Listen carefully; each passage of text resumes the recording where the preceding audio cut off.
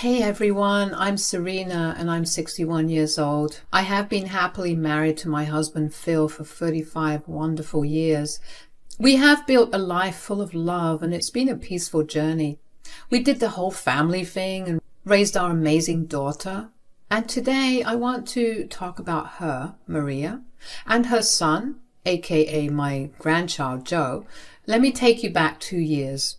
It all started with a phone call from my son-in-law Kevin. It was one of those moments that sent shivers down your spine. Hi, Serena. Hey, it's quite unusual to hear from you. What's been going on lately? You sound serious. Is everything okay?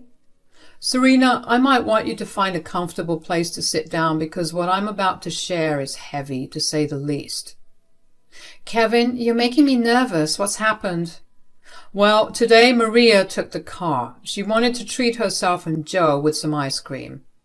And? Why is there a tremor in your voice, Kevin? Breathe and tell me what's going on.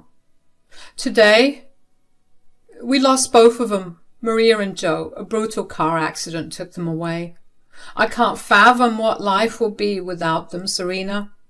It feels like the world has come crashing down. My world seemed to have stopped. I could not believe what Kevin was saying. Oh my, Kevin. My heart aches. Maria, my dear daughter, and Joe, my grandson, he was just 3. This pain is indescribable. They were too young. I need some time to collect myself, and so do you, I guess. I have to go now. Please.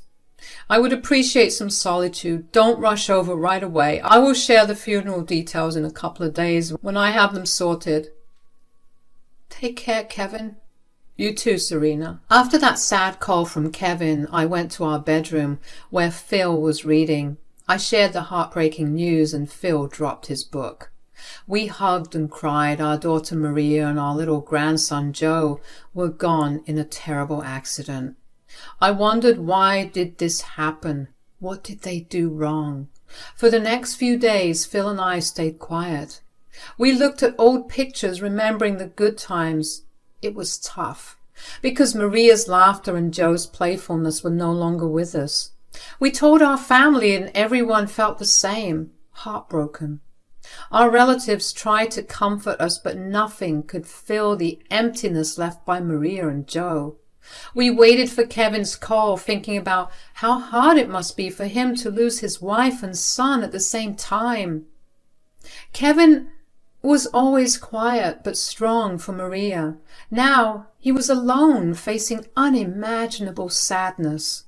And after a couple of days, we received a call from Kevin. Hey, Serena, how's Phil handling the news and how are you holding up? It's really tough, Kevin. Dealing with this kind of pain is something no parent or grandparent can ever be prepared for.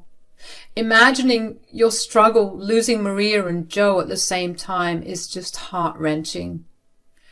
Yeah, it has been incredibly rough. Just the mere thought of them brings tears to my eyes, and every room I step into is like a constant reminder of their absence. It's just overwhelming, you know? Kevin, Phil and I want you to know that we're here for you. You treated our daughter with so much respect and love. It is the least we can do for you in return. Well, thank you guys for your support. I wanted to let you know the funeral is on the 9th. I'll text you all the details, and don't worry, I'll handle inviting everyone else too. We've decided to go for cremation for both of them. It's what Maria would have wanted. She must have shared that with you, I suppose. Phil and I are considering driving down there on our own. We will see you on the 9th. Sure thing, Serena. Pass along my greetings to Phil. On the 9th, Phil and I dressed in black and drove for 4 hours to the venue. We planned to attend the funeral and stay at a motel overnight, not wanting to bother Kevin too much. When we got there, it was empty. No one was around. We were on time, but confusion hit us. We called Kevin, but he didn't answer. Standing there worried and unsure, we wondered why no one else was there for the funeral. Phil, this is so strange. I expected to see people gathering for the funeral. Yeah, it doesn't make sense. Kevin should have at least picked up the phone. I don't see a single employee we can ask about the funeral. Maybe there's a delay or something we don't know. We drove to Kevin's place and it was tough. The whole way I felt a lump in my throat like I might cry any moment. Going there, knowing what had happened, was really hard. When we reached, I took a deep breath. Their house, which used to be a happy place, now felt heavy with sadness. We walked to the front door and each step felt heavy. I knocked, not sure what we would find on the other side. The door slowly opened and there was Kevin, looking so different from before. Serena, Phil, I almost forgot about you. What about the funeral, though? What do you mean, you almost forgot? What about the funeral? Oh, about that. It was yesterday and you guys didn't show up. Yesterday? But today is the 9th. What's even happening? Are you telling us we missed our daughter's and grandson's funeral? I'm so sorry, guys. That's why I was wondering yesterday why you and your side of the family didn't show up. The thing is, the date was postponed to the 8th and I thought I had sent the text out to everyone, but I guess I missed you guys. Kevin, you cannot be serious right now. How could you forget us? We were certainly one of the most important parts of their lives. I could not help it, and I broke down into tears. Hey, Serena, calm down. What's done is done. Kevin, do you mind if we sit in the living room for some time? Actually, yeah, I'm so sorry, Phil, Serena. I urgently need to go somewhere. I'm getting ready. It's just a matter of 5 minutes. Serena can have a glass of water. We have been in the car for hours. I'm sorry about the whole funeral thing. I hope you can forgive me. I really didn't mean it. I know how important you people were to Serena and Joe, but right now is not a good time. I'll give you a call later. Kevin slammed the door in our faces. We got into the car, and once I was done with crying and being emotional, returning to our senses, I began to realize the strange actions of Kevin. Why was he acting so odd, forgetting to invite us to the funeral after it was rescheduled? It didn't make sense. No one could make such a huge mistake. The way he slammed the door in our faces after Phil requested just 5 minutes in the living room, it was all so peculiar. Anyhow, we decided to drive to a hotel and stay there for the night to rest. The next day we headed back home, and during this time there were no calls from Kevin, just a couple of texts expressing how sorry he was. I didn't pay much attention to them. I was kind of mad at Kevin. You could say grief had clouded my judgment, or perhaps I was just angry. I found myself in a confused state. So much had happened, from the devastating passing of Maria and Joe to us missing their funeral and Kevin's strange behavior. It was overwhelming. Weeks after the funeral, one day Kevin sent me some texts accompanied by a couple of photos. The images depicted a serene lake in the background with 2 urns placed on the passenger seat of a car. The text said, Hey, Serena, it's Kevin. I hope you're doing okay. I wanted to share something with you. Remember that spot near the lake where Maria and I went camping once? It was one of Maria's favorite places. She shared the news of Joe's pregnancy with me there. I thought it would be the right place to pour their ashes. I know we have not been talking, and I understand why. The funeral mix-up, my strange behavior. I messed up. I'm truly sorry. I just hope one day you can find it in your hearts to forgive me. After seeing those pictures, my heart swelled up, not just for Maria and Joe, but also for Kevin. I realized the grief he was dealing with, and it was a perspective I hadn't fully considered. I showed the pictures to Phil, and he expressed a similar sentiment. We both understood the need to start letting go of the pain and anger and focus more on keeping Maria and Joe alive in our hearts and memories. Instead of responding to Kevin's text, I decided to make a call. It felt like the right thing to do, to bridge the gap that had formed between us. Kevin, how was your trip? It was a mix of emotions, Serena, painful, therapeutic, refreshing all at the same time. I felt like I needed it. I should have been more understanding the past few weeks. We were all dealing with our pain, weren't we? I'm really sorry. No need to apologize, Serena. I know I messed up. It's okay, Kevin. I just wanted to say I hope the future brings you the best. I'd like to meet you soon. You meant a lot to Maria, and that won't change now that she's gone. Our relationship is still here, and you can always come to us for anything or just to say hi. It would be a pleasure for both Phil and me. I'd like that, Serena. Your call today meant a great deal to me. Please take care of yourself. Months turned into a whole year, and during this time things stayed pretty much the same. The pain was slowly fading away. Kevin and I didn't really talk much, and maybe that's how it was supposed to be for us. Phil and I carried on with our usual lives. We enjoyed gardening and pottery, our simple hobbies. We're just an old couple, so our adventures were more about the everyday stuff.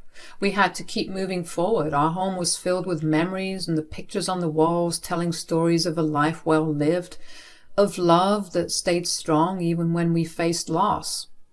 In the evenings, we'd sit on the porch, sharing stories, and sometimes we would just sit and enjoy the quiet. Then one day, out of nowhere, Kevin showed up at our house. Oh my God, Kevin! I had no idea you were here in the area. You should have given a heads up. I could have prepared some lunch for you. Hey, Serena, I actually came here specifically to see you and drop off some boxes of Maria's and Joe's stuff. Oh, you didn't want to keep anything? Nope, I kept what I needed. The rest, Paris suggested I give to you. Paris? Who's Paris? Oh, Paris, I forgot to mention her. She's my girlfriend, moved in about a month ago. Wow, it's only been a year and you've already moved on fast. Well, you know, I couldn't stay sad forever. I needed to. Anyway, where's Phil? He's at the hardware store getting some tools. I wish I could stick around to see him, but I'll just drop the boxes from my car's trunk onto your porch and head out. After Kevin left, I was honestly a bit shocked. A whole year had passed and he already had a girlfriend who moved in just a month ago.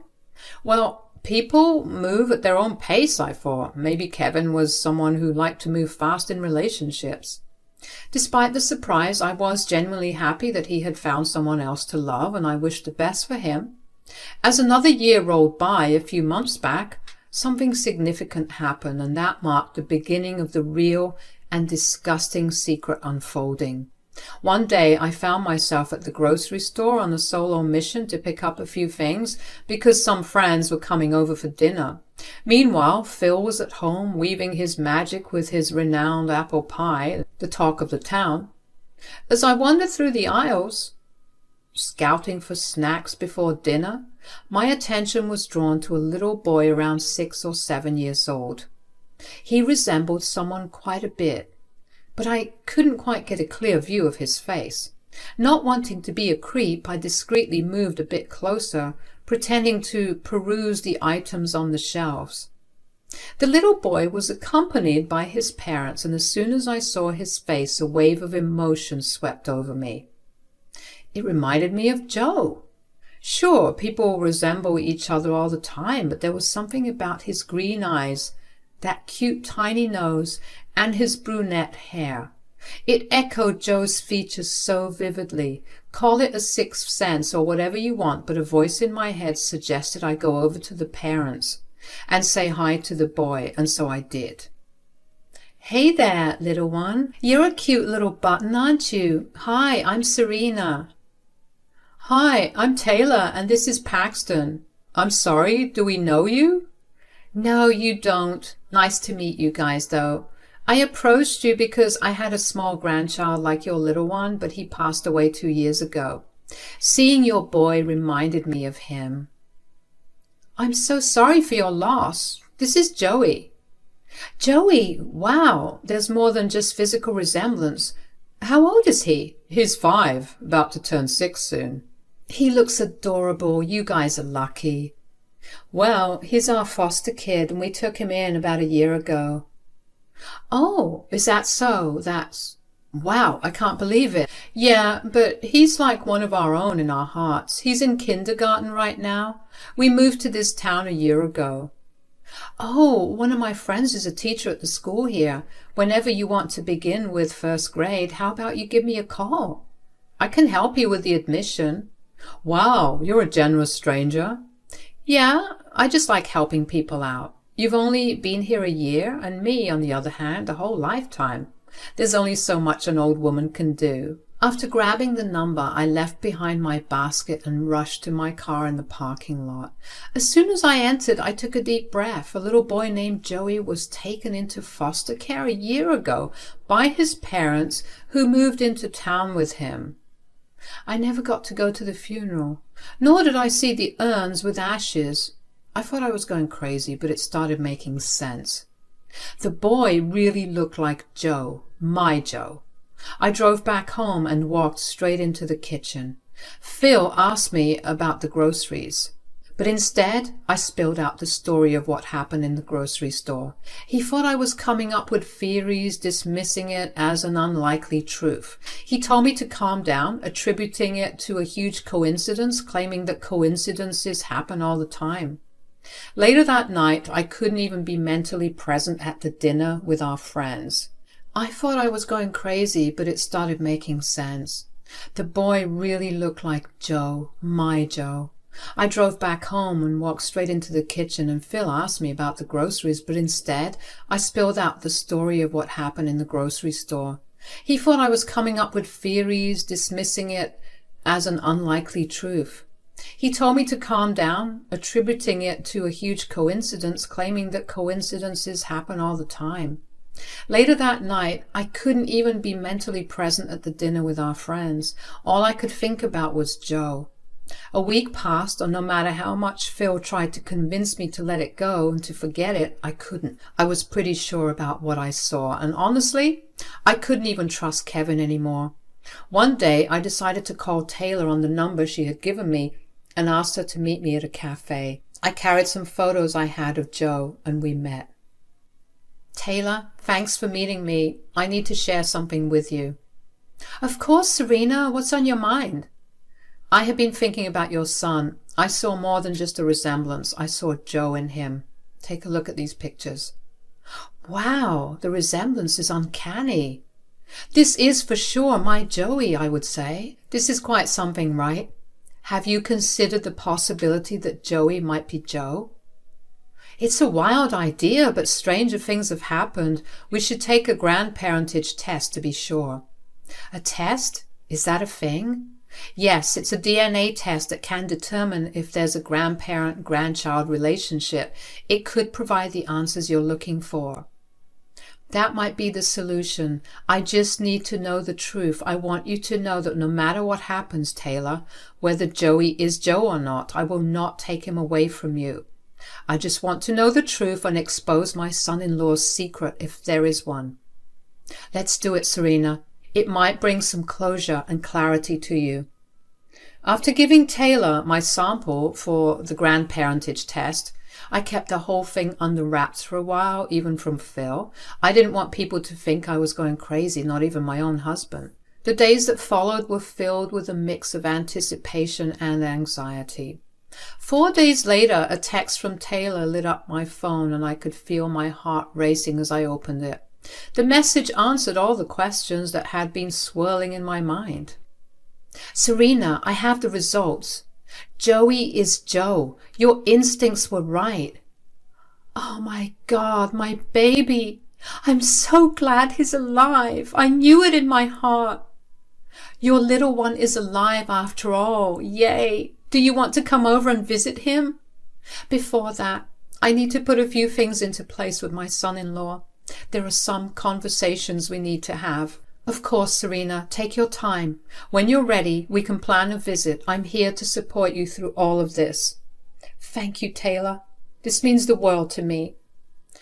After telling Phil the whole story and showing him the photo of the test that Taylor had sent, he was just as shocked as I was.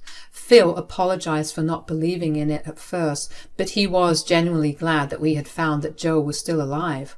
However, the discovery left us with more questions, especially concerning Kevin and the circumstances surrounding Maria's death.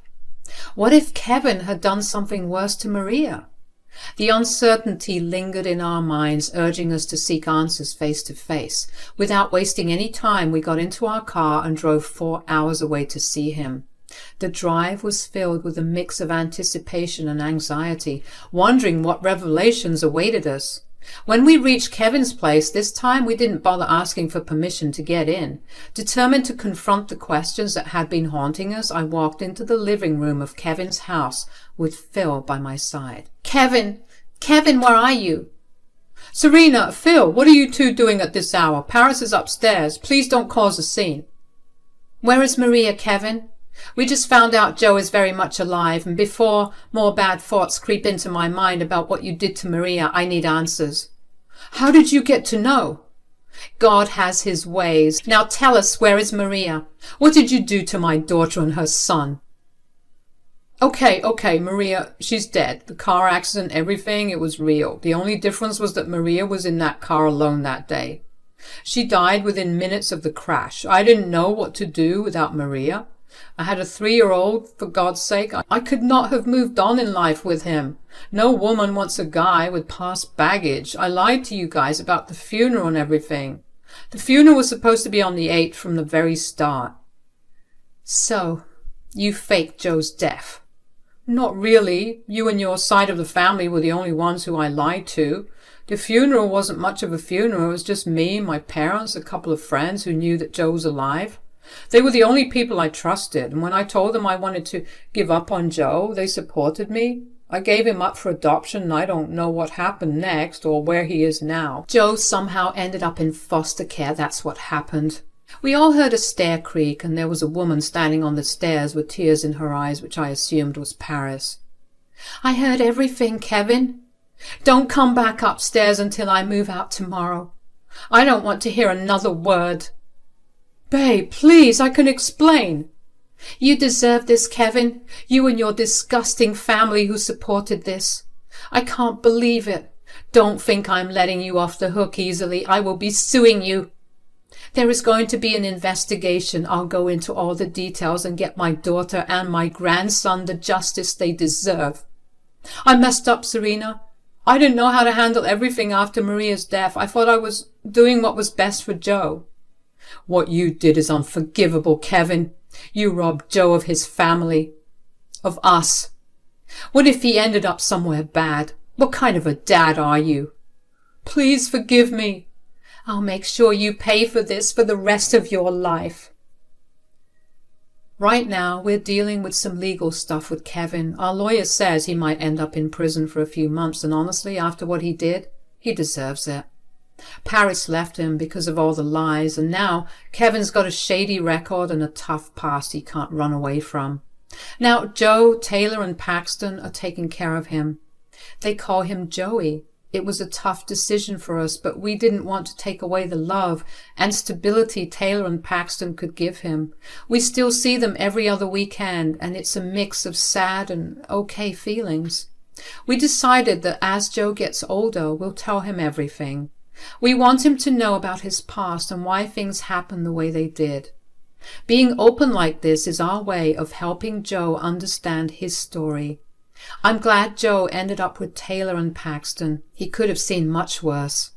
They're good parents to Joe, and it makes our hearts feel lighter. Time is passing and things are slowly getting better. The hurt from the past is still there, but having Taylor, Paxton, and Joe around brings a different kind of happiness. Even though Maria is no longer with us, her memory stays in our hearts.